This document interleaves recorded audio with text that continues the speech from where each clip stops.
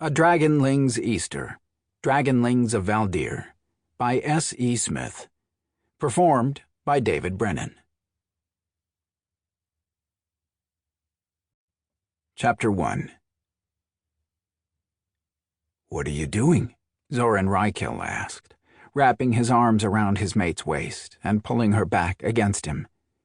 Abby relaxed against him as she studied the last Easter egg she had designed. Each softball-size egg had a miniature replica of a dragonling in the center. She had even made one for Vox and Riley's new cub, Rome. She had been feeling whimsical, and all the new flowers blooming had made her think of Easter back on her mountain. Now, a row of the colorful glass and semi-precious jeweled eggs lined the workbench in the large studio set on the upper level of the palace. She reached out and gently touched the colorful blown glass egg featuring their son, Zohar. "I was thinking of Easter," Abby admitted with a sigh. "My grandparents loved the different holidays. Every Easter we would spend hours dyeing eggs and decorating them up. Then my grandfather would get up extra early and hide them," she laughed as she tilted her head back to gaze up into his eyes. "I never did find them all. Edna would bring Bo up, and he would invariably find the ones I missed and roll in them." Zoran frowned in confusion as he stared down at the delicate egg. It still amazed him, the beauty and attention to detail Abby was able to recreate with bits of glass. It reminded him of her and their son, beautiful and precious. His arms tightened, and a low growl rumbled from him as he bent his head to press his lips against her neck. His tongue swept over the silky flesh 3 times before he felt his dragon stir in excitement. He pressed against her to let her feel his arousal. Her swift inhale of breath and the tilt of her head to expose more of her throat to him told him she was not immune to his desire. "Zohar?" he asked in a husky growl. "Your mom and Paul have him," Abby groaned. Her voice died when his hands moved up to cup her breasts. "Good," he whispered, before he called to his dragon.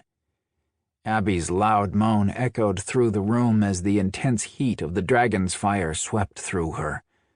Her dragon answered her mate's call immediately, with a passion of her own. Pale blue, gold, and white scales rippled up over her arms as he breathed into her. Shivers of desire racked her body as she gripped the strong arms holding her. "Zoran," Abby groaned hungrily. The sound of ripping cloth echoed loudly in the room as sharp claws cut through the tunic covering her clothes. Soon her shirt and skirt lay in tattered remains on the floor along with it. Refusing to give in easily, Abby twisted in Zoran's arms as he reluctantly pulled back. Her dark blue eyes flashed with fire as she stepped to the side and shifted. Her dragon, excited at the idea of the chase, bounded with delight. She ran her long tongue around his wrist before she turned and rushed for the open doors overlooking the gardens far below. She paused for a moment to glance back over her shoulder at her mate as she gripped the stone railing. With a soft snort, she turned back around and launched herself into the air. A loud roar followed her as she swept through the cool evening air and over the walls of the palace. Abby lifted her face to the refreshing breeze as she flew. She could feel the heat of Zoran's dragon as he caught up with her. She loved how he flew closer to her until their wings actually brushed against each other at times. As the large meadow not far from Palace came into view, he rose until he was flying slightly above her. She knew he was scanning the area to make sure it was safe.